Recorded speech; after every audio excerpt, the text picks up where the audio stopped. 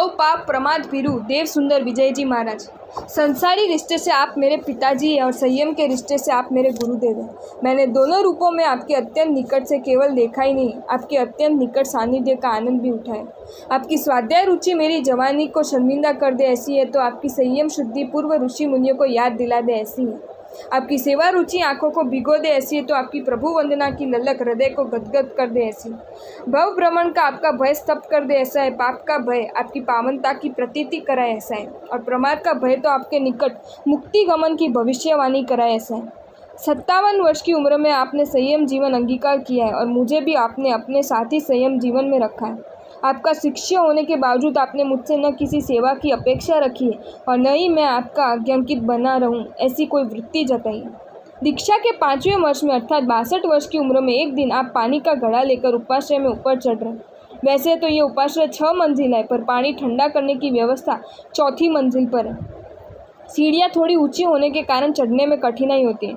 आप पानी लेकर पहली मंजिल पर आ गए, पर थोड़ा हाँफ जाने के कारण हाथ में पकड़े हुए पानी के घड़े को नीचे ज़मीन पर रखकर सांस लेने ठहर गए।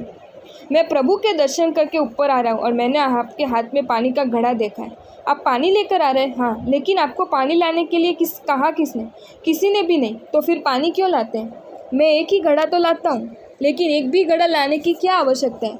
तुझे इसमें क्या परेशानी? परेशानी? इस उपाश्रय की सीढ़ियाँ आप बड़ी मुश्किल से चढ़ पाते हैं, ऐसे में पानी का घड़ा लाकर चढ़ना तो आपके लिए कितना कठिन होता होगा। अभी देखिए ना, आपने पानी का घड़ा नीचे रख दिया है और हाँफ रहे। अभी तो और 3 मंजिल चढ़कर आपको पानी ठंडा करना है। कैसे पहुँचेंगे आप ऊपर?